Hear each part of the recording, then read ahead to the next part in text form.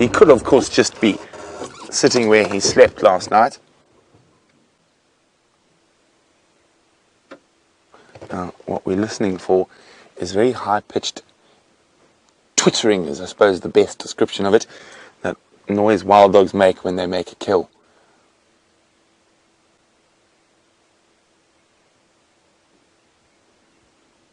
No noise, and wild dogs move incredibly quickly, so often we just miss them as they cross through this top northwestern corner of Djuma.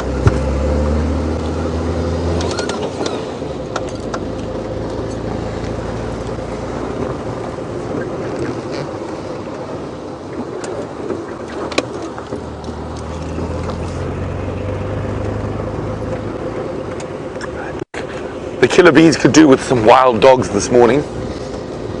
It might wake up the sleepy thumb. See, 2 more vultures. Okay, come on, doggies. And a tawny eagle. Now, a tawny eagle is one of the best signs because they... Oh no, that's the vulture. Where'd the eagle go? Doesn't matter, let's keep looking. Sorry, Brian. I think the eagle went the other way. But, so, a tawny eagle is always a great one because they're often very quick onto a kill, especially with dogs. And the first to arrive along normally with the bateleur, and then the bigger vulture species will often follow them. And as soon as they see a tawny or a bateleur dropping, the white backs and the other vultures will plummet down to join. Oh, everything's happening here with birds. You see them, Brian? In this little silver cluster leaf in the center there. There's a little... We'll take this opportunity to listen again. But who's that? A pearl spotted or a barred? Oh, I can't see. Pearl spotted. No? Beautiful little owl. Look at that yellow eye. Yes, pearl spotted, and see the spots on his head. Hi, little guy. Did you see any wild dogs this morning?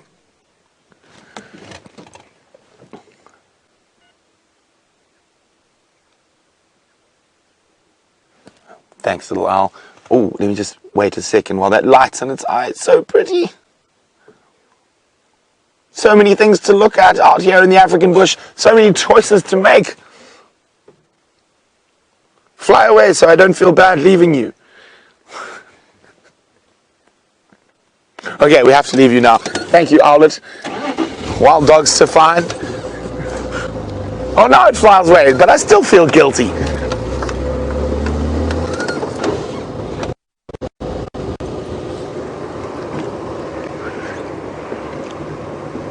Now, Bill is wondering why do dogs smell so bad? Well, I don't think they smell bad. I think they smell of excitement. It says, yes, excitement.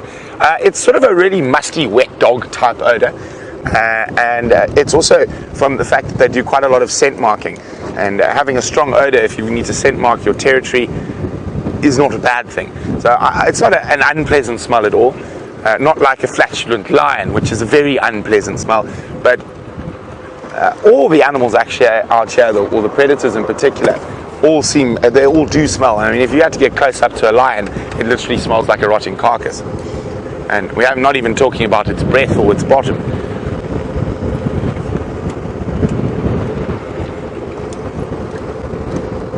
Okay. Now, we're hoping not to find tracks. We're hoping that they're in here somewhere.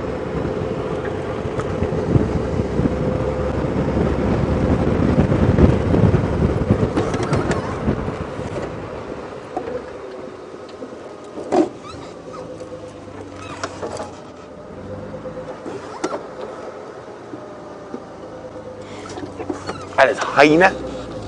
So, while I focus on trying to find us some painted wolves, let's go back to Tayla and see how her morning's progressing. You won't believe what I've been searching hard and far and wide for are some termites. Now, we did come across some a bit of a way back, and then we ended up moving off got very excited hoping that Brent was going to find those wild dogs. Now, I'm going to teach you about some of my strategies on how to find insects in the bush, since I've been doing it for quite a while. Now, this bit of elephant dung would have just been sitting just like this, as you can see it. Now, then you have to turn them over. And it is the best thing, especially if you get a bit of dung that's been sitting here for quite some time. And you can see all the sand. See that?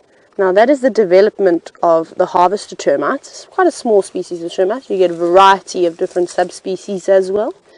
And they were living in there. Now, I don't want to do too much damage. I'm just going to have a little dig. But it seems as though they've already moved away. Normally when you pull the dung over, there are lots of different things. However, we've got some ants. Now, I don't know if you can see all these ants. Can you see all this one's carrying something? Can you see that one over there? Look at them. They've obviously gone out on a scavenge, I suppose. They're very tiny little ants. I'm not 100% sure which species they are. They could be safari ants. They've got a slight red tinge to that black. And what I find amazing is that ants, how strong they are, how they're able to carry things that are often almost weigh the same amount as that they do. That's amazing. Now, I'm wondering where their nest is, because they're all walking in exactly the same direction. They've all picked up some goodies from the leaf litter over here. They've come from this leaf litter, and they're actually extending all the way down there. So they can travel quite far distances. And they're coming along here. Let's see where that nest is. Here we go. Look at this. Oh, it's actually carrying a termite. Look at that. Can you see that? See how that little ant is carrying an entire termite. Isn't that phenomenal? So that's obviously where our termites have gone, I'm afraid, is the ants have eaten them all. And we see that quite often now. Obviously, with the relation of the ant size, it's quite tiny. It's probably not even quite a millimeter long. They have to go and look out and hunt for things relatively small. Now, I'm going to tell you a story about the Matabele ants. And we used to see them quite a lot. You see them sort of north of South Africa. I haven't really found too many places that have got Matabele ants down here. Now, they're big black ants. Let's use my stick. They're probably about that big. So the entire width from where my thumb is, as you can see, they're about that big. Massive, really big black. They look like they've got big armor plating on them. And they're incredible how they go out on a patrol, literally soldier like. You see them and you can hear. Can we have a trumpet, please, VM? You probably hear something like that. Well, that's always the music that comes to my head when I see the Matabele ants on a patrol. Now, remember I was telling you that there's a variety of different harvester termites. You also get some harvester termites which are not as common. We don't see them all the time around here. But in Zambia, I saw them a lot, where they're almost the same size as the Matabele ants. And you see them on the ground, very easy to identify their little mounds. They make them mounds below the surface. They don't have a big rise. You often find little bits of cut grass laid all on the outside, and that's what they do. They go out, collect the grass, deposit it around the hole, and then the workers just start dragging it down and carrying on. Now, that's what those Matabele ants are looking for. Quite like the little formation that we saw in a line, but imagine of that size, and you'll see hundreds together, all walking, and there'll be one in the front that will go off and is sort of the searcher, and actually goes around, checks all the different areas, and once that searcher has found an active harvester mound, races back. As it's racing, leaving a pheromone trail, and then informs the ants that are in front of the group, and then the soldiers go. Then you see them pick up the pace, and what was quite amazing is you could blow on them, or if you stood too close on them, they'd hiss at you, which sounds bizarre. I wish I could show you something like this, but they actually hiss, and you'd honestly have to stop and wait a few minutes if you saw them crossing the road, because you couldn't drive over the top of them. You'd wait for the raiding party to carry on moving, and off they'd go. And it would only be a matter of minutes before they completely wipe out an entire harvester termite mound. And I think that's pretty much what's happened here, as we saw that ant carrying back a little termite which has disappeared. And I'm trying to work out, let's move along just a little bit here, because I can see the ants. Possibly their nest is around here. See, there seems to be a little congregation somewhere in here. I think that they've got a little bit of a sand mound. Obviously the ants make their mounds going under the ground here in South Africa. But you can see this sort of soil here. Perhaps There's a little mound just below the surface of the earth. But wasn't that incredible? Yeah, see, they're dropping off here, somewhere around here, and then they're all going back again in search of some more termites. Fantastic. Well, we're going to carry on, and I'm going to see if I can find you maybe some large fungus-growing termites. And while I search all the termite mounds on Djuma, let's go to Jamie, who's got the slyest creature. There we go, finally a view of our sneaky side-striped jackal with a very skinny looking tail. I wonder what happened to this particular jackal, that it's lost the fluff off the end of its tail. Perhaps a lucky escape maybe, or maybe just an encounter with another jackal. So there we go. The jackal, I know that many of you absolutely love seeing them. I love seeing them. I wish we could see them more and spend more time with them. One very brave little jackal hanging out at the outskirts of this particular spot. Waiting, just waiting. Trotting round tirelessly, waiting for the opportunity to sneak in and steal a scrap or two. I've lost it completely. I don't even know where it is in real life. I could see it in my monitor.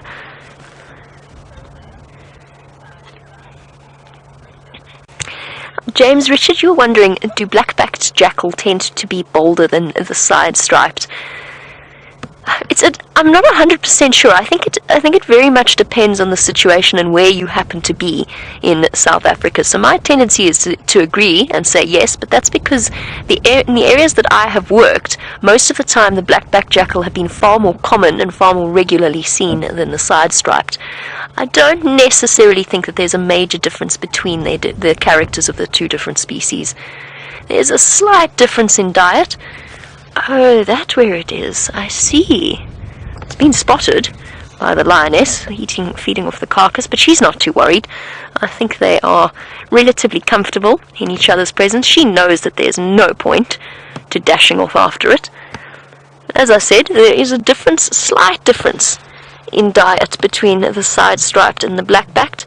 The side-striped being slightly more omnivorous in certain areas, but that is so dependent on the ecosystem that we're talking about. Though that might not even apply to the jackal of the Sabi Sand. You'd have to do some serious research to clarify that properly. Hello, little one. Seems to have a set distance.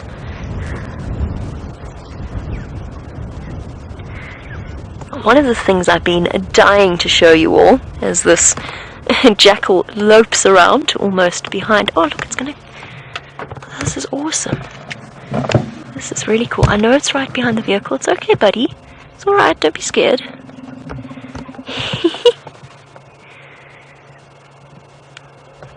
Wonderful. Shame. That tail looks ridiculous. Maybe it's just covered in muck, because it does seem to still have hair in it.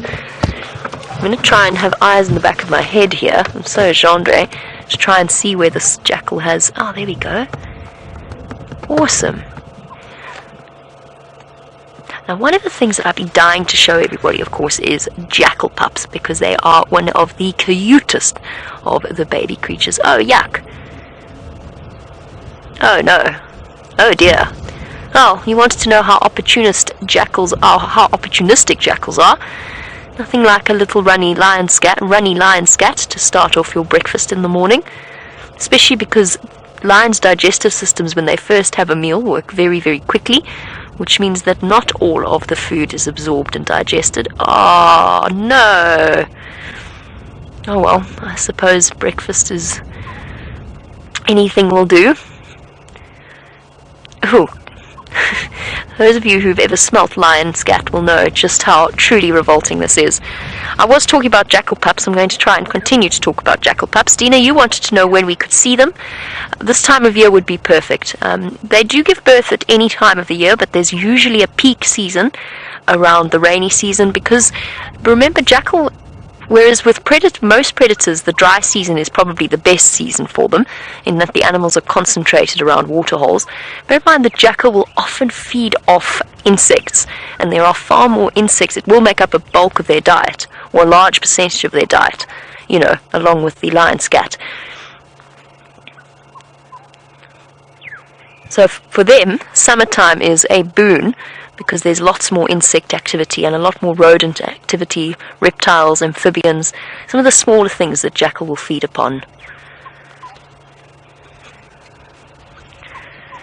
I'm so torn here because this is quite unpleasant to witness, but of course it is nature, being nature. But we hardly ever get to see Jackal. Interesting insight into their behavior.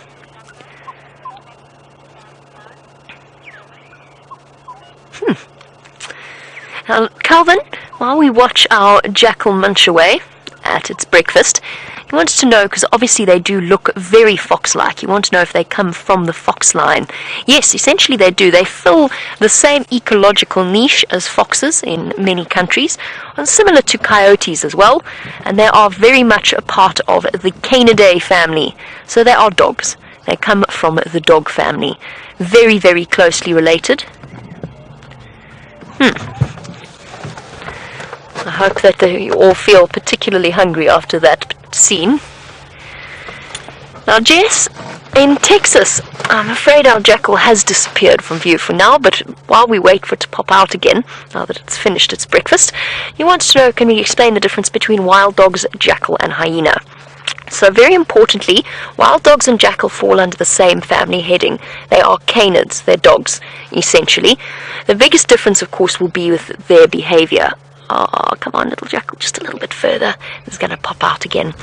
So the biggest difference is jackal live in monogamous pairs, sometimes in small family groups. There we go, or for trots. So jackal live in small family groups with the offspring helping to raise the next set of offspring. Wild dogs live in packs, and they're probably about double the size, at least in height, of a jackal.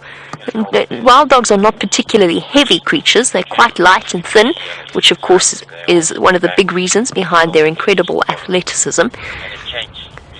But similar approach in that they are, well, no, actually I was going to say they are stamina driven, but jackal are more opportunistic than the wild dog that are constantly hunting. Our hyenas are something completely different. They fall under the Hyenidae family, so they are not cats and they are not dogs. They are an entirely separate group, and they are sort of mainly unified, by their incredibly strong jaws. The reason I say mainly is because, of course, the aardwolf is the one member of that family that is debated hotly with ecologists because it doesn't have that powerful jaw. If we were to go back far enough in terms of evolution, it seems as though hyenas are more closely related to cats than they are to dogs. My dear, you need to floss your teeth when you're done with this meal. You've got a little something there. Just to the bottom, almost. Just between your teeth. I don't think she's terribly bothered. Not quite the equivalent of having a little bit of spinach in your teeth if you're a lion. So hyenas are something completely different, and then of course we've got the cat family and the Panthera genus, which includes our lions and our leopards. All different in terms of social structure, all have a totally different approach. The big differences with hyenas, of course again it's species dependent. With the spotted hyenas, the females are bigger. I don't know how to tell you this, my dear, but you've still got something in your teeth. Brown hyenas adopt an approach quite similar to jackal in their family structures, usually monogamous and often in little family groups with offspring sticking around to help the parents.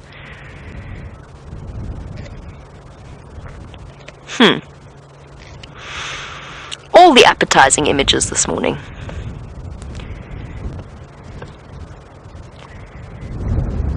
Lionesses definitely very good at continuing to feed, even to the point of bursting, particularly the mothers that are still, first of all, not getting as much rest as the other two lionesses because they've got constant niggling cubs, and also still providing a little bit of milk for them. Oh, look at that. Exhausted.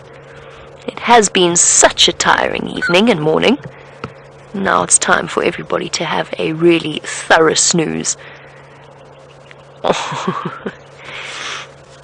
They're massive bellies.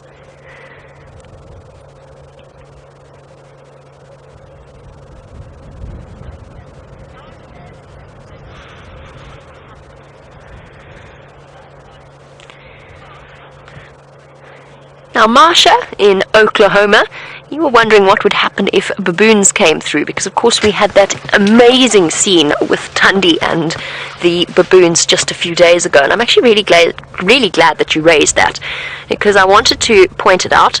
I said I would try and give you an update as to the survival of Tundi's cubs. I'll go back into the backstory in a moment, and I'll answer Marsha's question in a moment. Tundi's cubs are fine, by the way. I did say I'd let you know, and the news had spread before I even had a chance to get across to social media, so both Tundi's cubs are absolutely fine. I have to tell you that leopardess is such a hero in my mind. The way we watched it again in slow motion, and we zoomed right in to that whole scenario playing out and watched it in super slow motion. That baboon came so close to getting Tundi's cub. It was stopped by some logs and then distracted by Tundi, who did this amazing job of leading the male. She was, if you look at her, watching it once again, because it all happened so fast, watching it once again, you can actually see how she's holding back while she's running. She's not running full speed. She's holding back just to keep the interest of the baboon, to draw him away from her cubs, to make sure that she is the biggest threat to him and that he doesn't get distracted by the little cubs running away. So she did the most amazing job. The lions in this scenario would not have that trouble. So a big male baboon is a serious threat to leopard cubs, and a serious threat to a female leopard. Just because a female leopard weighs about 45 kilograms, a big male baboon is unbelievably powerful. He'll still weigh less, but they've got canines the size of lions' canines, and they are phenomenally dangerous. For the lions, that is not a threat to them at all. No baboon troop would even think about hassling this group of lions, because they know it would be a lost battle. The lionesses would catch them unless they went up in a tree, in which case they would still be trapped in a tree. The lions probably wouldn't be able to master the tree climbing skills necessary to go after them, but they might try.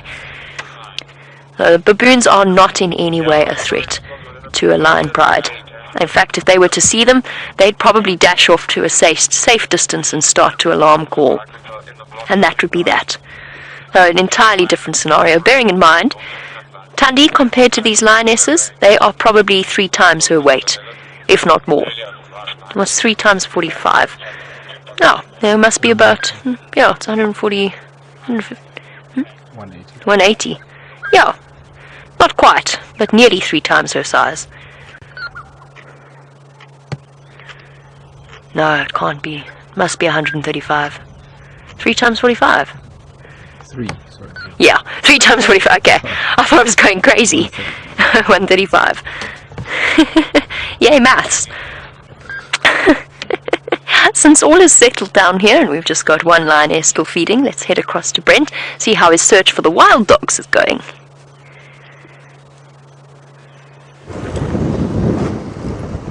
I blame the pearl-spotted owlet.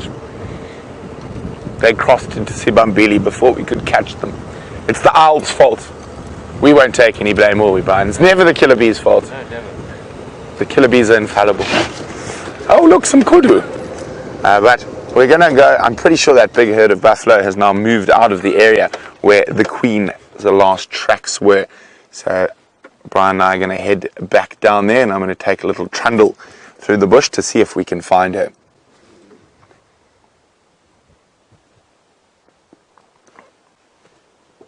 It's a nice group of female kudu and sub-adults.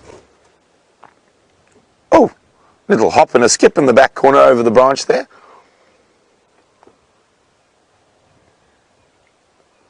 Enjoying the lovely new flush. Now, I wonder if anyone has got Brian's nearly impossible tree so far, because Brian chose it. If it was difficult, you can't blame me, you have to blame Brian.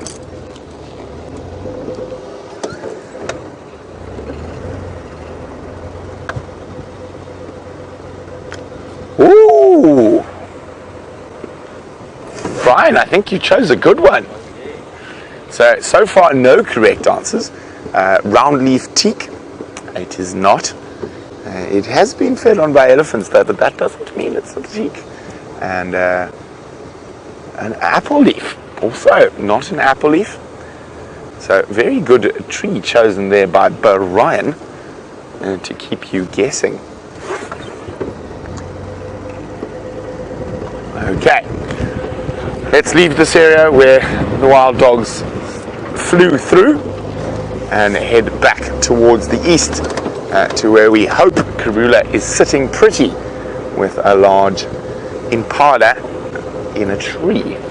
One has to hope. Now, we had that one track of her crossing to the north, but what's that over there, Brian? Oh no, nothing.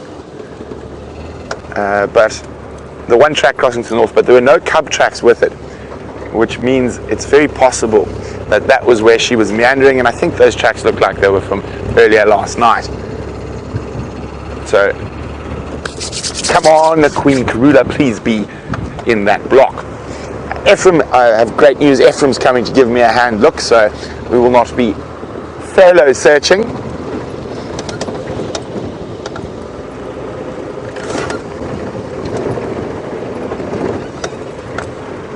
And the buffalo have passed through there, I'm sure.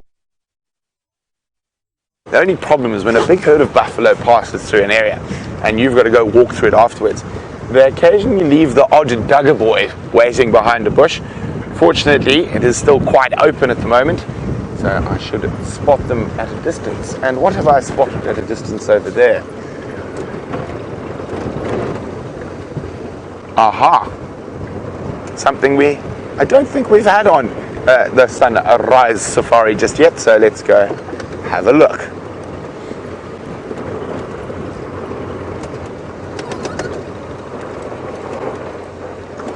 Now, it's big, it's grey, it has been known to trumpet occasionally.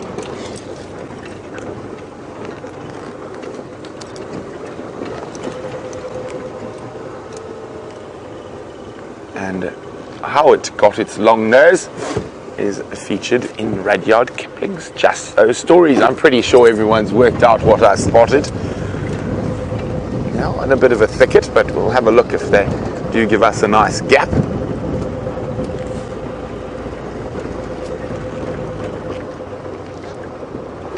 I think that's the only gap. Say when, Brian? That's, here we go. Not the best, but always nice to know they're out and about.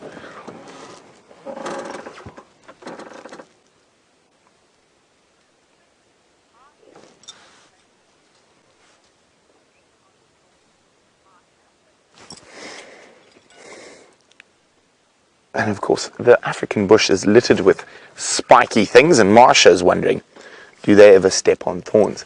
They do, Marsha, but most of the time, the thorns break under their padded feet.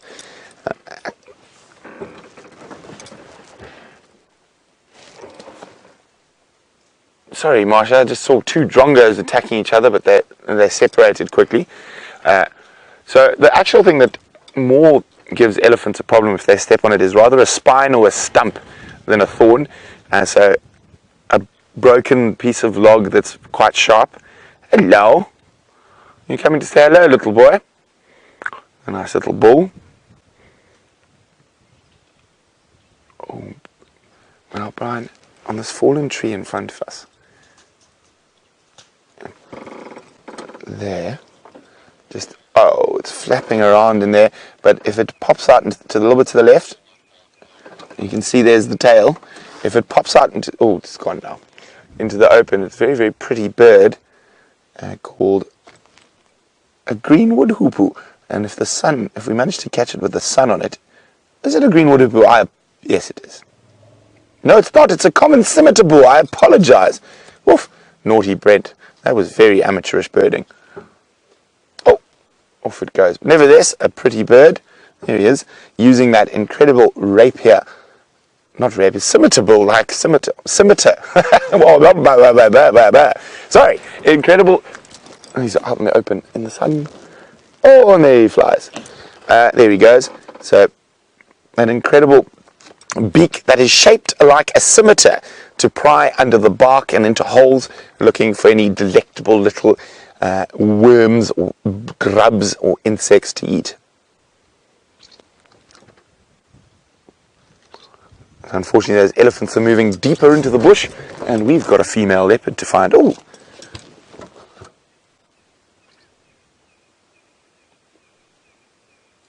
Very pretty.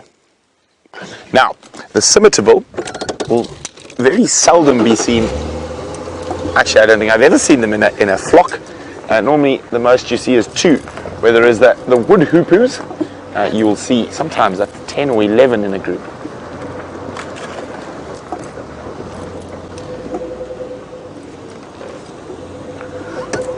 Yeah.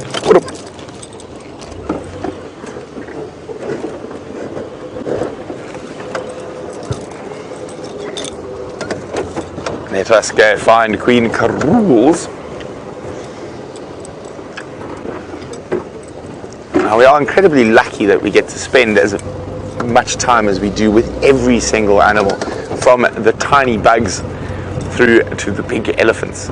Now, while we make our way towards the last tracks of Queen Kudu, let's go see how Tayla is faring on foot.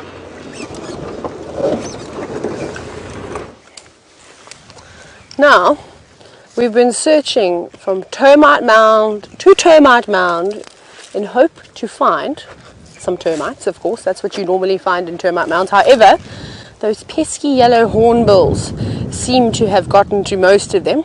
Now, something that I am looking for, if you come down over here, can you see how the soil over here does not look like the soil over there? That has obviously been baking in the sun for quite some time. We have a termite. Hallelujah. Can you see the one little termite there? Thank goodness. Thank you, harvester termite. Whew, isn't that a relief off of my shoulders? Because I was getting a bit nervous that we weren't going to find any termites out of all these termite mounds. Now, that's what we were looking for, and that's what those little ants were carrying as well a few moments ago. Now, like I was saying, we're checking all these areas, like exactly what's happened here, this newly built chimney, and I was saying that the hornbills, because it's a lot softer, you can see that I can break it quite easily. Just crumbles away, hasn't baked a lot long enough in the sun. As those hornbills work this out as well, and then those hornbills will peck away with those beautiful big beaks that they have, and then fish away. I can actually even hear some mocking me in the distance. How dare you? Probably laughing, saying we got there first. Now, they'll eat any termites. They'll eat these small ones, and of course they love to eat those the fungus growing termites, which I'm still looking for. Now, we see a lot of these little tunnels. See this over here? These very, very little temporary ones. Not quite a big mound just yet.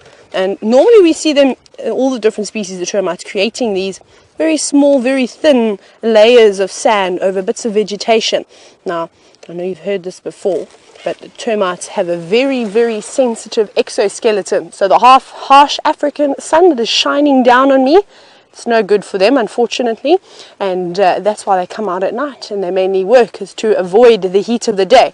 But at night, while they're looking around and foraging and bringing back all sorts of organic matter back to the mound, they'll also create these little temporary structures, and that allows them then to work during the day. Quite like we saw that soldier that was out, even though that little termite that we saw was so small. Let's see if we can see him again. I think he could have gone back in. But obviously from me touching and feeling the mound, there was a bit of vibrations coming through. He is. See, there's a soldier. And he's come out to investigate and see what's causing all of the vibrations and the nonsense out here. And I'm sure my voice is rumbling down into the chimneys. And just checking, but worked out that there's nothing here. We're not eating anything. We're just having a look, and I was touching it. And eventually he's going to go back in and go and tell the rest of the workers and the soldiers and the queen that there is no threat whatsoever. It's just Tayla McCurdy digging away, causing havoc. Now, I want to go and find another big termite mound. Let's see. Let's go this way.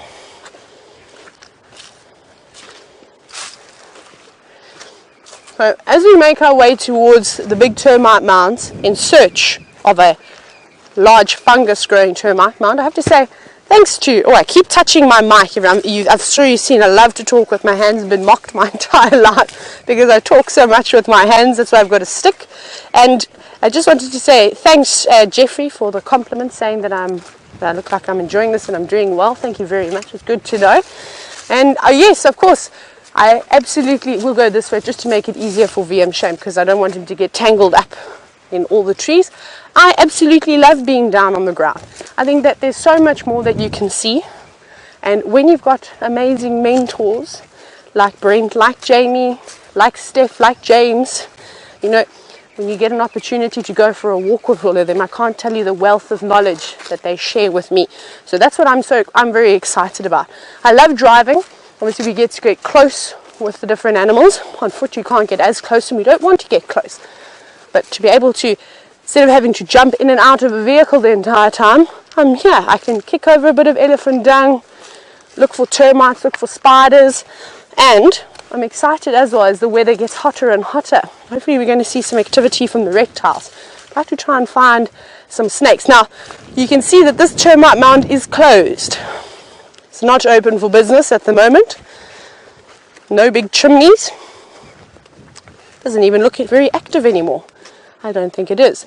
I think the top part of the mound, I don't think it's really, like I said, open for business, and I think that they are working below the surface of the earth. Now, I'm sure most of you may remember that a termite mound is very much like, well, in this case, the large fungus-growing termite mounds are very much like icebergs. Is that 1/3 is only above the surface and 2/3 is actually all the way below the surface of the earth. Quite incredible. Right, we need to go find our next termite mound. VM, which termite mound do you think we should go to next? That one.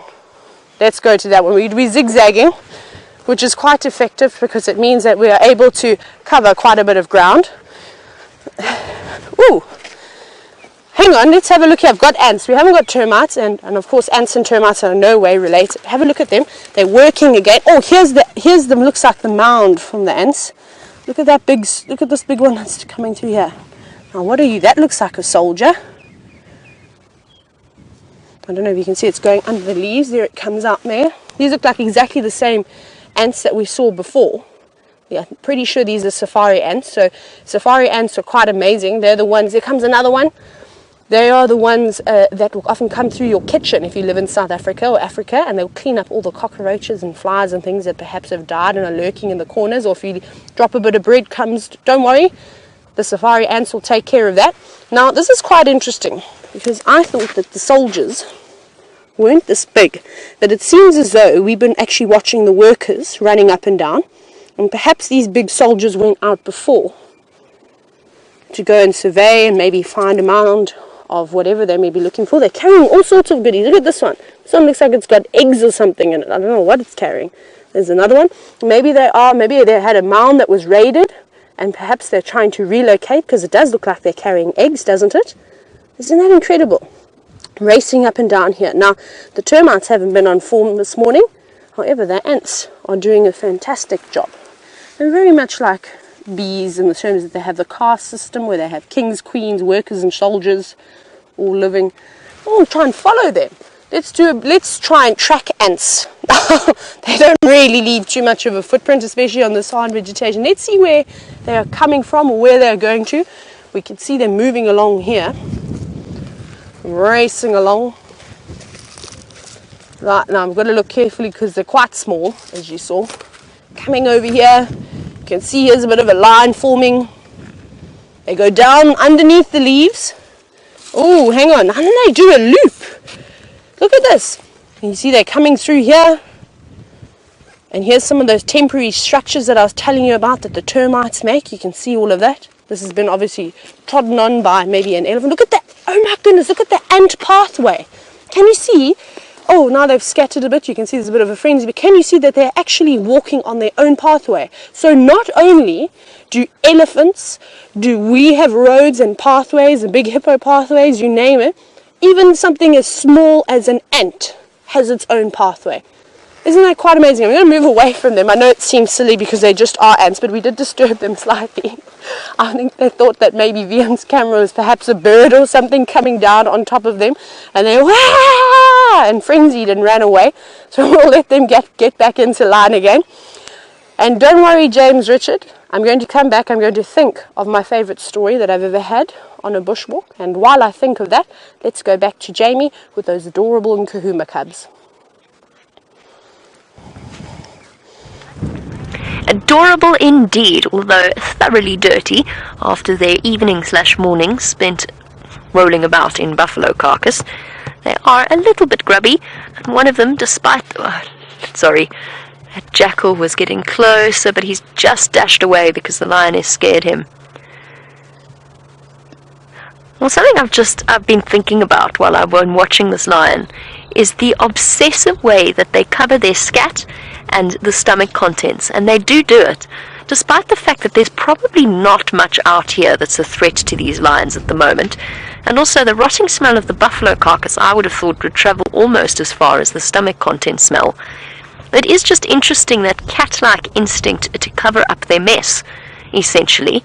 I find it fascinating. And it's almost obsessive. This lioness has been doing this for the last 5 minutes, just constantly digging to cover up whatever waste material is around there. And the explanation, of course, is to cover up the scent, but beyond that, I don't really have an explanation as to why the need to continually do it. I'm sure some of you perhaps have house cats that do it as obsessively, maybe. Mine at home would just bury whatever she happened to produce. Oh, hello, where on earth did you come from? Oh, hey, you know what? I found the young lioness and the second male. Well, that's embarrassing. Look who's there. The second Birmingham boy and the young lioness that he's been keeping company. Surprise, surprise, who would have guessed it? I don't have an excuse, actually, except that I've been so distracted by the cubs I forgot to look left, which just goes to show if you look to the right you will see nothing on your left. I'm a little bit embarrassed now. I cannot believe I didn't spot 2 lions lying 50 meters away from me. That is tragic. I blame the cubs. They're too cute this morning, and I got distracted. Yes, it's all your fault. You really don't care. Sure, well, since our cubs are all relaxed and not too much is happening here, and the jackal's been chased off, shall we go and have a look at the young lioness and her friend? See how his face is doing, perhaps. I'm curious to see how the healing process is going. Yesterday when I saw him, it's still looking...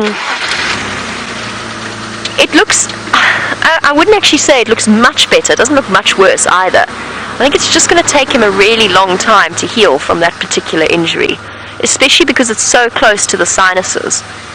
I still think he's going to be absolutely fine though, really. The resilience of these animals is phenomenal. Hello, boy. I'd like to say where have you been hiding, but I guess I know now. They might not have been there the whole time. I'm just saying, they might not have been there the whole time. They might have moved in. Maybe. Possibly. Chandra didn't see them either. Oh, sorry, Chandra. I didn't actually mean to put you into the tree for laughing at me.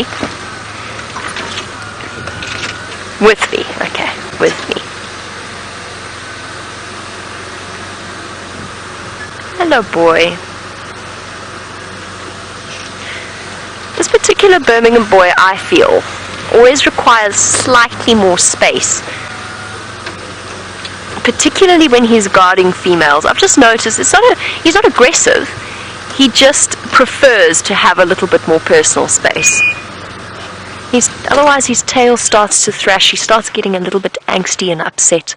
I think he's particularly protective over the females that he's managed to get. And probably with his face like that, he's probably feeling extra specially sensitive. It's actually no surprise that there's nothing. I'm impressed at how full their bellies are, actually.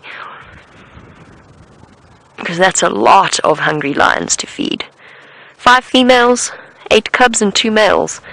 Bearing in mind that a lion can eat roughly 5% of their body weight in one go. It's a lot of meat. Oh, the honeymoon couple. Oh, now the cubs have gone up to the male on the other side.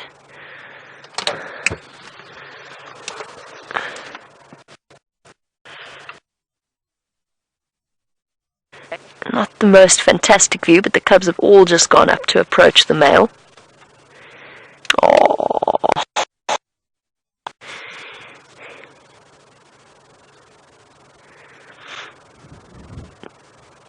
Half yawn. A very tolerant, patient dad. And Ryan, while we're looking at the little cubs and their dad, he wants to know how often a female will have cubs. Roughly every 2 to 2.5 years is the average, but I'm saying that if that were to be in an ideal situation. So what does happen is generally a female will have her cubs and she'll come into estrus towards the end of about 1.5 years, when the cubs are about 1.5 years old. She'll start to mate, but her first few estrus cycles, her first few mating cycles probably won't be successful, and then she'll fall pregnant again. But that will change, that average will change, because generally male lions are not in power for more than 2 years. In other words, not dominant over pride for much more than 2 years. It differs, and it depends on what's happening, on circumstances outside of the lion pride themselves. But that's the general situation, and it's to prevent the males from mating with their daughters. So what will happen if, let's say, at the end of 2 years, the lionesses come back into estrus again, and the Birmingham boys lose power, so younger males come in and take over. The females will go into a series of false estruses before they do actually go into a true estrus or a true heat cycle to fall pregnant, because they want to, their bodies, it's amazing how evolution has worked. I mean, they don't do this consciously, but their bodies, they don't want to waste the resources on falling pregnant. When males that in their first 6 months that have just taken over, there's a good chance they could be dispersed as well. So there's no point in wasting resources on cubs that are probably going to be killed. It's like the lioness's body knows that the males have to establish themselves before they start to produce offspring. It's incredible. Now that's a sort of the answer is really, because it differs. It depends very much on the circumstances. There's his injury, a little bit visible. I can't see inside. Oh, there we go. It looks a little better to me. Ah, that's much better. It's still a massive hole, and there's still obviously infection eating away on the outside edge, but that is much, much better. See, he's going to be absolutely fine. I think that looks healthy and pink, from what I can see in my monitor. Well done, boy. You've done well. You've done really, really well. If we were a human being, we would be in hospital getting... Oh. Shame. Oh, shame, that hurts him, though. You can hear the little growl every time he sneezes. Probably got very irritated sinuses. But yes, if we were a human being, we are human beings.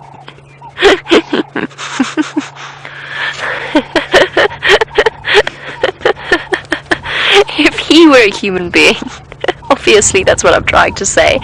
If he were a human being, he would be in hospital with intravenous antibiotics and on a whole number of different broad spectrums, and probably feeling thoroughly sorry for himself.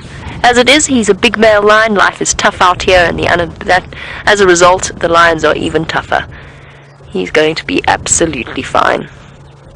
He's just been in some serious discomfort for quite a long time. Shame, boy. Not so nice, huh? But at least you've got your lady to keep you company. And the young lioness, again, going into estrus. This is a relatively regular occurrence. And again, false estrus initially, or at least not a full estrus for her first few estrus cycles, just because her body is still maturing. But relatively soon, I think there's a very good chance she's going to fall pregnant. For now, though, she has to deal with almost constant harassment by the males. As our lions snooze away, I think we're probably going to shift around and get a reposition to see the cubs again. Let's head across to Brent, find out what he's been up to.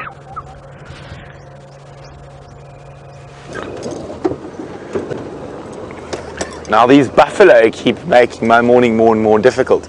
So I'm hoping she's got a kill. So I've been checking on foot every single tree that a good spot to hoist something. And I checked a lot of this northern block till I got down towards the eastern side of it. And then I got that quintessential buffalo bull down the nose look. So I decided I was not going to take him on today, and I moved back to the vehicle.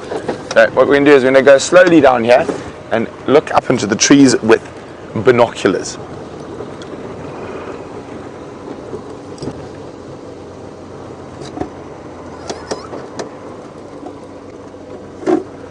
Those, however, are not Kurula and the cubs. It is a pair of grooming yellow-billed hornbills, enjoying the morning sun, getting all their feathers fluffed.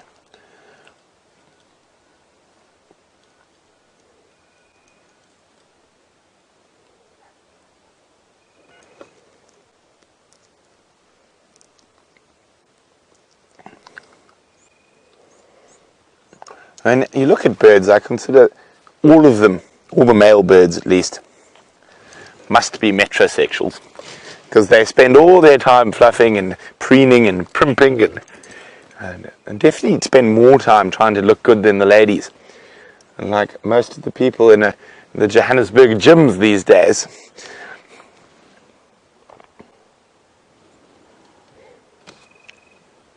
Now, of course, there's a very important reason why they do that. Firstly, they're probably removing any little mites and parasites. And secondly, if their feathers aren't all perfectly aligned, it does make flight quite difficult. And as flight is something that's quite important for the majority of the bird species outside the ostriches and emus.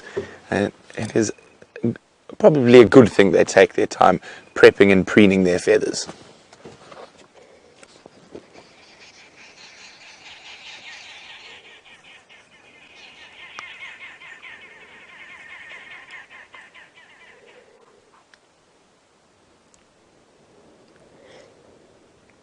Oh, I thought I heard something there.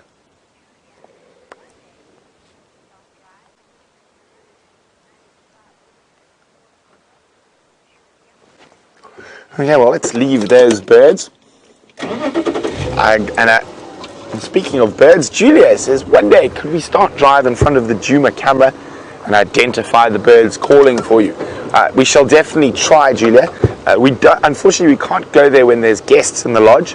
And unfortunately, this morning was the last morning without guests for quite some time.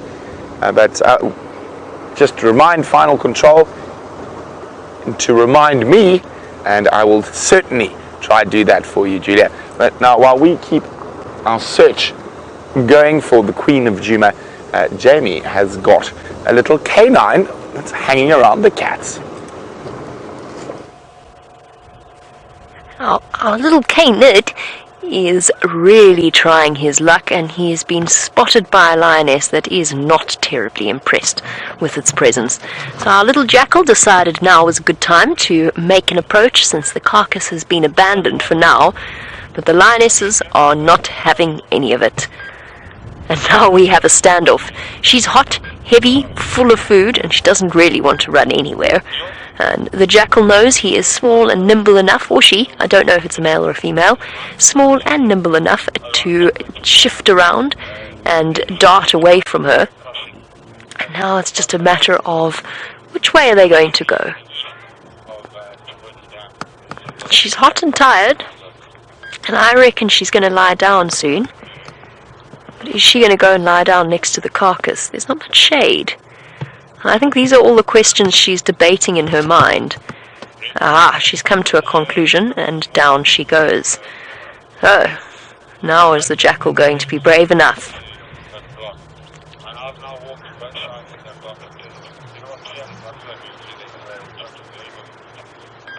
She's watching carefully. And Jackal's just waiting for that opportunity, just at that moment where she puts her head down. Here comes the jackal back into view again.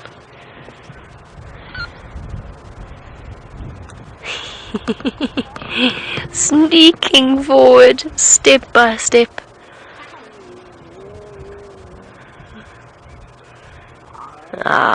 This changes the game a little bit. The fact that the cubs have now come to join this female probably means that the jackal is not going to make an approach. And the reason I say that is just because it will know instinctively that a mother protecting cubs, even though he is of no threat to the cubs, a mother protecting cubs is she's more likely to be more aggressive and more defensive of the cubs. I wonder if she thought perhaps she'd got off scot-free. Could perhaps have a moment to just lie down and not be clawed, scratched, or climbed upon. No, no such luck.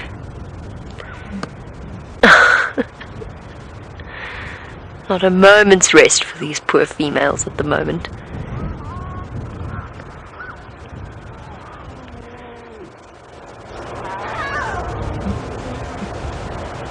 Ah, but she is going back towards the rest of the group, leading the cubs with her. Now, will the jackal take this chance? It definitely wants something a bit more than leopard scat for breakfast. Lion scat. Interestingly enough, that's also our way out, Chandra. Well, that was our way out. It's the road that we came in on. It's not an easy block to navigate. Blocked by a pride of lions once again.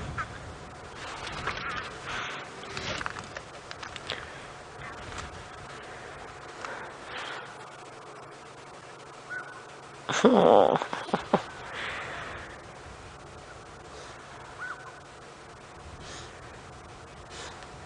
Such a lovely scene. Still looking back towards the carcass. Here comes the jackal.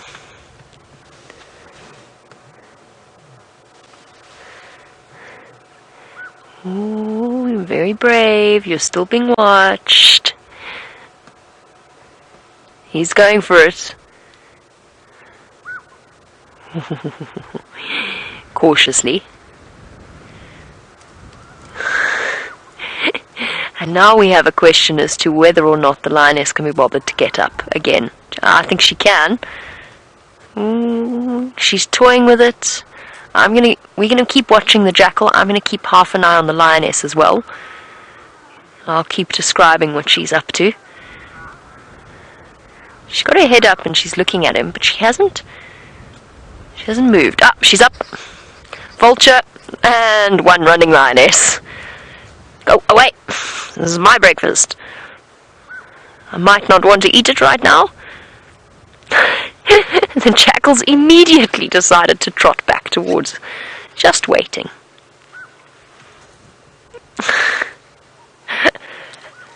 The conundrum facing many a lioness and lion and leopard.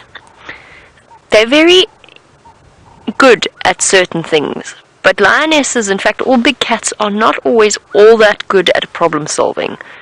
Trying to figure out why she can't drag the carcass over a tree and why it might be easier to go around it is one step a little bit too far. She wants to drag it down back closer to the rest of the pride because she wants to go and lie there. She doesn't want the scavengers to have any. She doesn't really want to have any herself.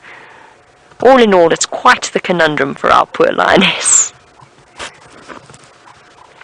What you gonna do, girl?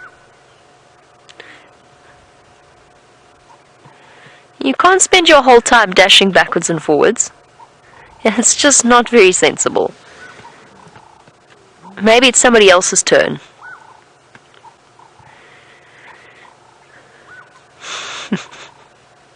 And back she goes. And this backwards and forwards between the scavengers and the predators are probably going to continue for a long time. The rest of the pride don't look like they could care less. Perhaps it's the job being allocated to her. Oh, a rare moment of affection there. Don't often see the Nkuhumas go up and greet the Birmingham boys. We do see it. Ah, yes, he's having a jolly good sniff. Nope, sorry, buddy. Nice to see that kind of affection. Usually you see the head rub greeting gesture between females, members of the same pride, and cubs, and males as well. Ha! The jackal's pulled a sneaky maneuver. She can't see him from where she is, but the jackal has just popped out he's decided to try for a different angle. Although I have to say it's probably not the most sensible one. Ah! Never mind, his opportunity is gone. Look who's coming.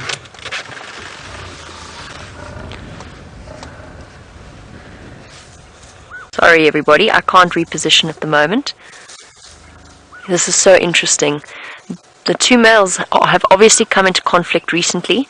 The mothers are immediately shepherding the cubs away. They're leading the cubs away, just in case there is a scrap between the two males. That's incredible. He's courting her. She's not ready yet. She's not ready to mate yet. And he's blocked her from moving where she wanted to go, which was to the rest of the pride. Now, how interesting is this? Look at this dynamic that's playing out. Male lion here, cubs over there, disappearing off into the distance, led away just in case there's a fight. Two lionesses who aren't terribly bothered, and one jackal that's taken advantage. He's there. Ah, so close, so close. There's too much happening here, Gendre. Sorry, I'm sending you bouncing all over the place. Taking advantage of the momentary lapse in attention. As soon as that growling started, it's amazing. Oh, here comes the vulture as well. But the lions are up. The young lioness wants to chase them away. The big male won't let her go anywhere, because that's what male lions do when females are coming into estrus.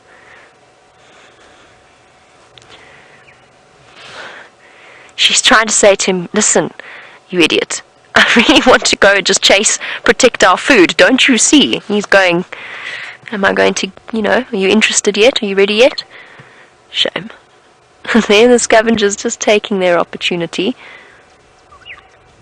The female trying to talk some sense into him, but it's not working. And the scavengers getting closer and closer. Now the jackal is moving in. The vulture and the jackal adopting a very similar approach.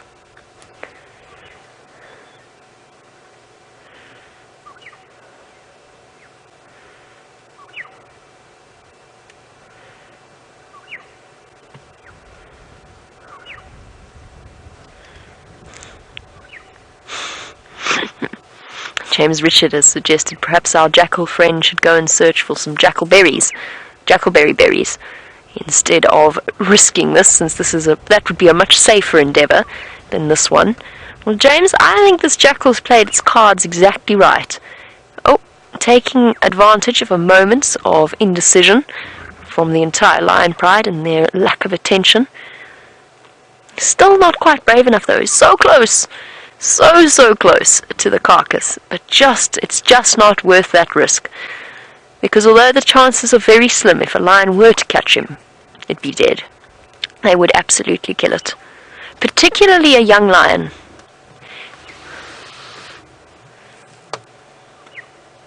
He's about to get a smack. She's seriously thinking about it. She just wants to go and eat. She's not nearly as full as the others. He's stopped her from eating again.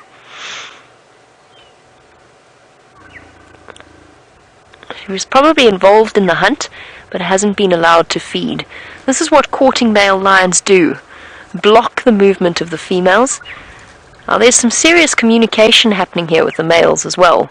He is massive. He is much bigger than that male.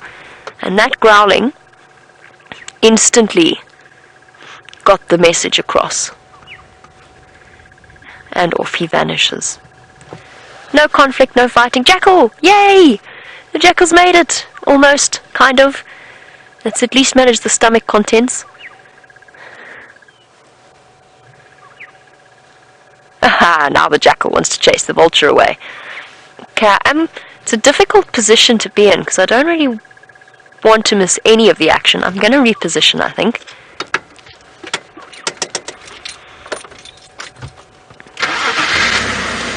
There you go, Siberia Zubi. He was saying he's surprised that the jackal doesn't go after a vulture while it's not paying attention.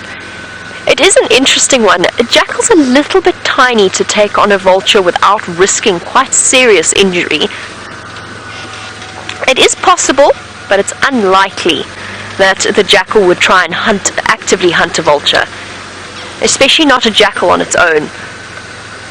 Even a hooded vulture, which is quite small, they're very powerful birds, and they've got strong bills. Where are you going, you silly thing? Now's your time. Now's the moment. Everybody's left. Look, the vulture's got it right. Yes, the vulture's got it right. There you go. Come on. Yeah, come on.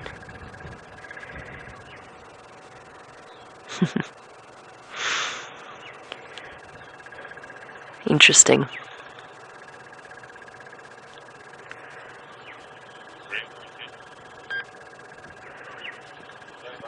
It's at least managed to get something. I'm not quite sure what it was. And for the most part, the two scavengers content to share each other's space, provided everybody's respected. And there you can see the caution of the jackal, grabbing something and then not eating it immediately, moving off slightly, constantly surveying the area around it.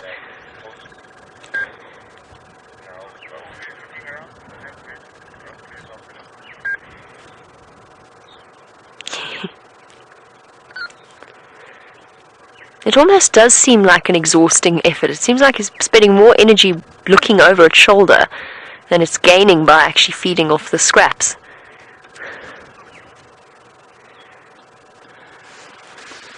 The temptation is there, not quite brave enough to get in properly to the carcass.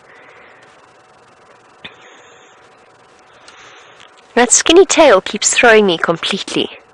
It's such a weird look for a jackal. Usually have that, they have quite a thick bushy tail.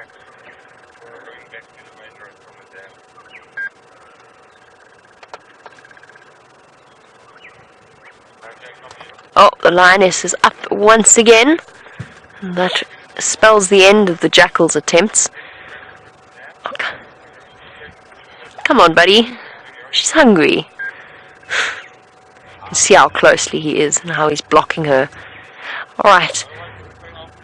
Oh, there's going to be a scrap in a moment, or potential scrap in a moment. She just wants to feed. Inching closer to the carcass. Okay. Well, they've settled for now. For the meantime, let's...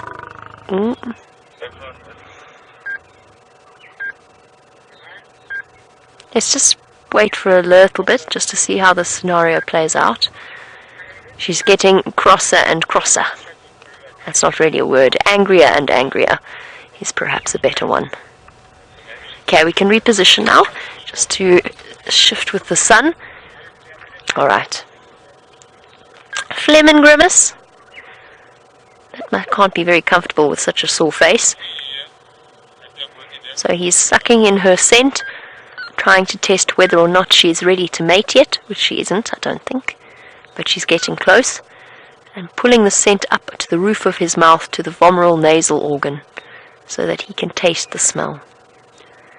And that is one seriously unimpressed lioness. Once more, one more phlegm and grimace, and then I think things have pretty much calmed down.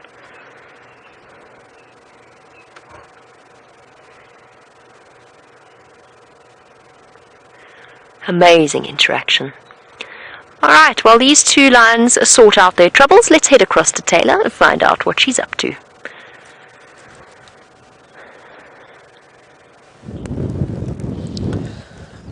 I started off this morning saying that I wanted to find a tree that had been pushed over by the elephants, and I think I found the most beautiful specimen in the Sabi sand. This is a knobthorn. Well, it was a knobthorn. It's now, as you can see, a horizontal knobthorn, and I'm sure you can see as well. Let me try and balance. It's an amazing bit of sand that has stayed with the tree once it's been pushed over, and what I quite like is that you can still see all the grass. So it's not living anymore, unfortunately, but there's still lots and lots of grass that is attached. Now, We know that during the winter months of the year in South Africa, or even in Africa, the elephants tend to be a little bit more on the destructive side, just because they are looking for food. Perfect example, they pushed this tree over, exposing all these amazing roots that would have been filled with at some point they would have been nice and juicy and filled with nutrients, and that's what they would have been munching on. And I always say this, is that as destructive as that elephants can be, I also think that they lend a helping hand. I'm sure when they pushed this tree over, perhaps it would have had some nice green leaves on it, and things like bushbuck, things like kudu could have come and fed off of this tree. And it also provides a shelter. Now, you're going to just have to take my word for this, but just as we arrived, you won't believe who was hiding underneath this tree, a scrub hare. So, beautiful spot. Nice, lots of thorns. Not nice for something like a big eagle that would be flying overhead. They'd probably leave that scrub hare alone. It's a bit too tricky for them to get in there. So I hope that scrub hare finds another good spot, or perhaps comes back here. Now, something else caught my eye as usual. You know, I never concentrate on one thing. I saw something shiny just around the corner, and shiny it is. It's been bothering me. I've been staring at it for the last few minutes. Can you see how shiny that is over there? Look at that shiny thing. Now I'm going to pick it up and I'm going to show you what it once was. Look at this. I'm going to empty the sand out. Got the sand in my eyes. Can you see that? It's just the carapace of some beetle, as you can see. I'm just always checking around me. I heard some impala alarm calling. I see some impala running very fast. No, I think it's just the males, sorry. Just need to a little scan around me because we are out here on our own. Now, so I think what's happened here is the hornbills, my favorite friend. I think they've managed to find this beetle of some sort, and they're very delicate actually when they do try and take out all the yummy inside bits. They don't particularly want to eat this hard outside. It's got no nutrition at all, and so what they do is they sort of crunch around at it a little bit like you would almost crack an egg, a boiled egg, a hard boiled egg, and they crack it until they can pull the head off, which will then expose all the lovely gooey bits, and pull that out. Then you get left with something that's hollow like this. That's not all that I found that's down on the ground. Look, we've got some porcupine poo.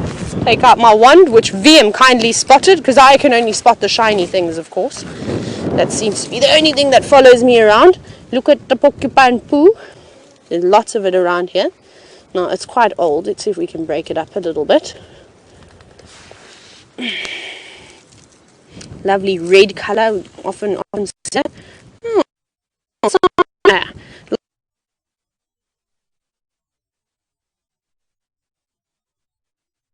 Lots of porcupines.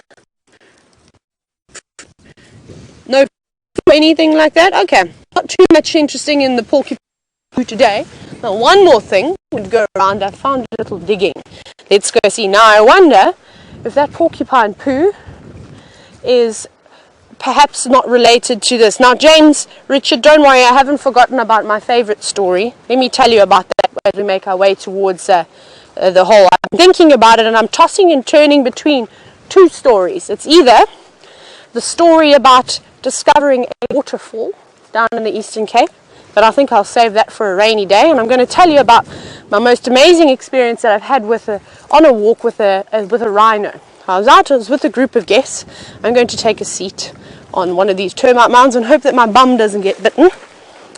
So I was out on a walk, just casually chatting about all sorts of lovely things like what we've done today. And as you know, we don't want to approach game intentionally. No, I came to a massive open plain, almost like what you see at Cheetah plains in that open area. So I thought, okay, and there's nothing here, no buffalo, nothing like that. And of course, we know white rhinos like the open areas. And it was winter, and down in the Eastern Cape, there's lots of green grass. That's when they get most of their rain. So it was beautiful. And I came around, went over a little crest, and there I saw some rhinos, and I thought, oh, fantastic. Now, we were very far away. We had the wind in our favor. We were downwind of the animals, and we had the sun on our side. The sun was shining in the eyes of the rhinoceros. So I said to my guests, let's go to the little tree, and it was an acacia karoo, a little forest of them, and I said, let's just sit underneath them. They sort of formed an umbrella thanks to the Kudu browse line, so they sort of pruned the tree for us.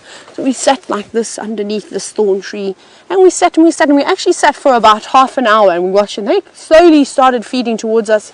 It was a group of rhinos, so it was 2 mothers with calves, one calf slightly older, almost getting ready to leave mom, and then quite a young calf. I completely forget exactly how old they were. It was quite a small one, and then there was a bull tailing them along. And so there were 5 rhinos in total. Watching them, really beautiful, and then they started coming a little bit too close, and I got a bit nervous because I thought, well, if the wind changes, we're going to be in a bit of trouble, and I don't want to get myself caught into that situation.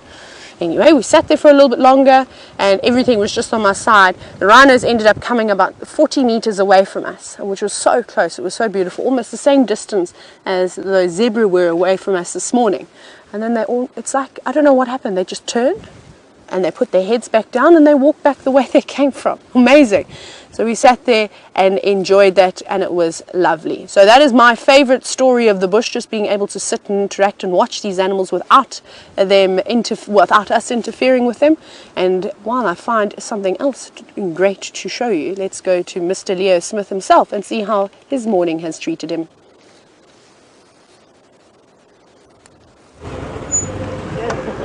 So hi and bye to Ephraim, and hi to all of you. So we're still on the search for Krula. We're pretty sure she's somewhere in that block, but unfortunately the amount of elephant and buffalo in there are not letting us walk. So we're going to probably give it a break, and I think hopefully we'll be able to find her on the sunset safari. But now, the nearly impossible tree quiz. Brian did a very good job, because people have got the family, but not the actual individual. So it was Drew and... Do you remember, Brian? Drew and Lindsay, there we go, thank you, Kirsten, who got it correct. It was indeed a combretum. There's another one, but not the combretum, the most common combretum. It's the more difficult combretum. You can see that little pinkish hue on the leaves of this one. It is a veritable bush willow, Combretum calinum. There we go. Well done, Brian. I think maybe we should let Brian choose all the nearly impossible trees, because it seems he chooses more impossible ones than we do. So there we go. Well done to Drew and Lindsay for getting the family correct. The Combretum or bush willow family. And that specific one, the Combretum calinum. It does roll quite nicely off the tongue, Combretum calinum. Now, in our search for the Queen of Djuma, we have come across many other animals. And the 2 sets of animals we've come across the most in our search for Queen Karula is, of course, the Cape Buffalo, who stared down his schnoz at me, and the elephants, who fortunately did not see me while I was walking. But here we've got some nice and close to the road. Hi guys! Enjoying your break of the fast. Now, elephants don't truly have a break of the fast, because they never fast. Not by choice anyway. And they feed throughout the day and night.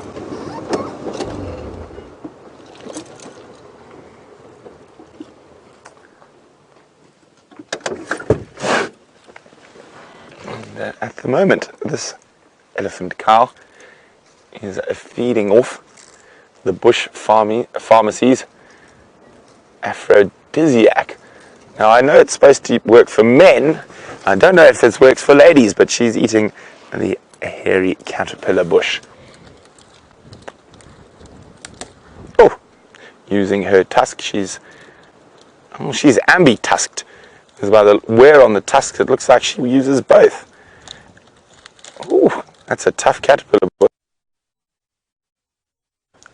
He's going to try pull it straight out of the ground. Look at that. No. Well, that hairy caterpillar bush is proving quite tough. Oh, she's decided to move on to the other hairy caterpillar bush. Maybe that one will be easier to break up.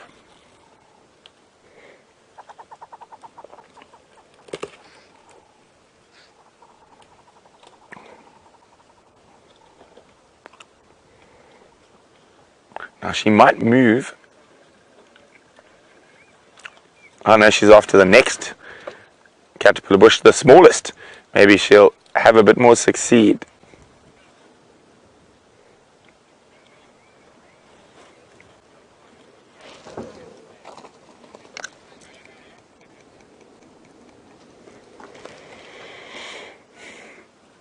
Now, breeding herds of elephants are a matriarchal society, and normally the oldest or biggest female is the dominant matriarch. And Debbie's wondering, will other elephants challenge the matriarch for her spot? Not really. If there is a real sort of disagreement between adult females, quite often you'll find the other adult female will break off on her own with her related offspring and start a new herd. And that's not uncommon. And even within a big group of elephants, 40 or 50, you can have maybe 4 or 5 different little family groups with a dominant female from that family group within each.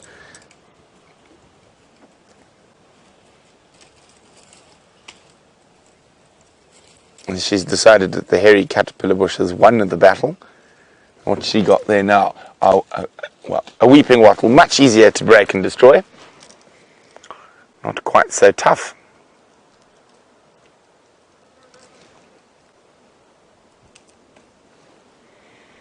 Now, I must say, today on Djuma, how many different herds of elephant have we seen?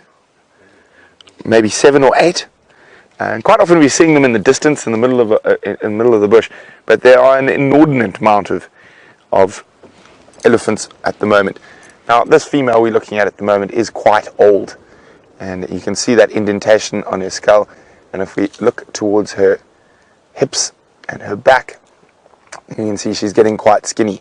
So she's possibly already on her last set of teeth.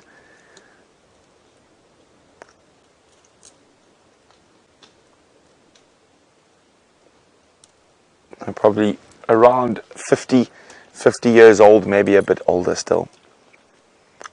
And as they get older and their teeth get worn down,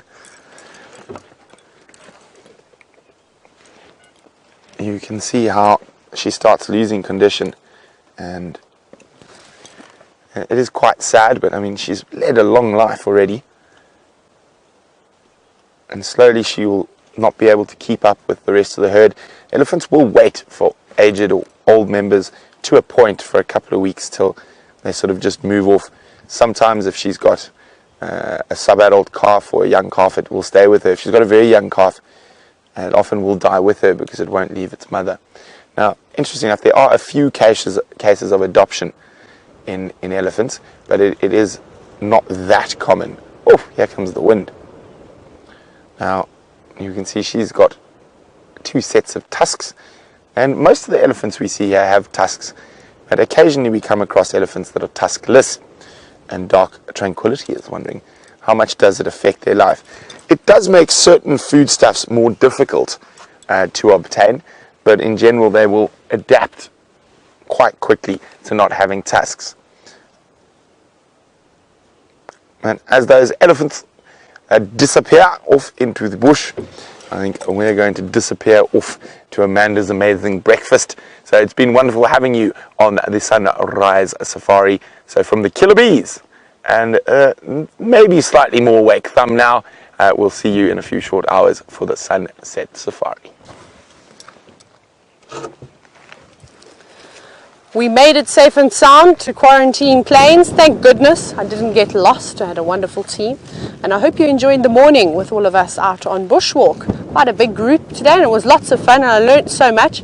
And yeah, I really hope that you enjoyed it. Now, as you can see, the wind has picked up, and the sun has come out, which is fantastic. And I hope that you have a fantastic day, and we will see you soon. So from myself, from VM, from Rexon, from Steph, who's silent today, we wish you well and hope you have a fantastic afternoon. Well, you'll be happy to see that the lioness, the young lioness, has finally been given the chance to consume a little bit of this buffalo. It's just such a pity that there's hardly anything left.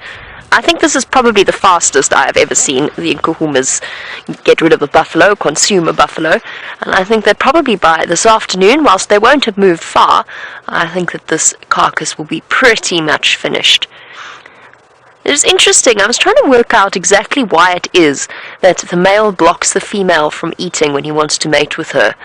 It doesn't necessarily make a massive amount of sense. I guess it's just that their hormones and the protective instinct kicks in. But as soon as she did let him mount her earlier, but it wasn't a proper mating. But it was almost like he displayed his dominance and then he let her feed. It's just an interesting question about their dynamics and the way that they work. For now, though, she has managed to eat a little bit, or whatever's left. He's not interested in eating anything. I think he's already eaten his fill. And he's content to just sit and watch and wait until he has his chance to mate with her. Which actually applies, not quite for the same reason, but applies to the approach of our scavengers as well.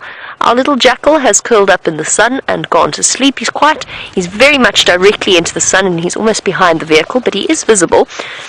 And we'll just have a quick look at him, curled up in a ball. Here we go. Here he is. This is probably one of the safest and the most dangerous places to sleep, all enrolled into one. Our little Jackal patiently waiting, and our hooded Vulture is hidden at the moment, but it's also around, still waiting for its opportunity to eat some of the scraps. But what a lovely sighting, what a lovely morning it has been with the Nkuhumas. The rest of them have moved off into the shade. I don't think they're too far away.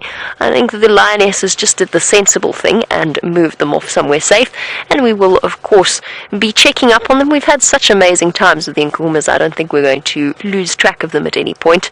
They seem to be pretty much permanently set on being around Djuma. It is time for us to finish off with the sunrise safari. It's also time for us to make space for some of the other vehicles who've decided to come and join us. Unfortunately, I feel like they might have missed out on the best of the action that this morning had to offer.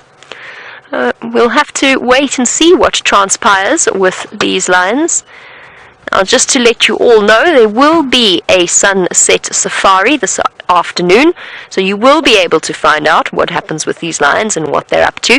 It will, of course, be a rehearsal, so it will be a shorter drive than normal. It will be finished 1 hour earlier, but we will be out and about, and you will get to join in with us and get a little behind-the-scenes glimpse into our rehearsals.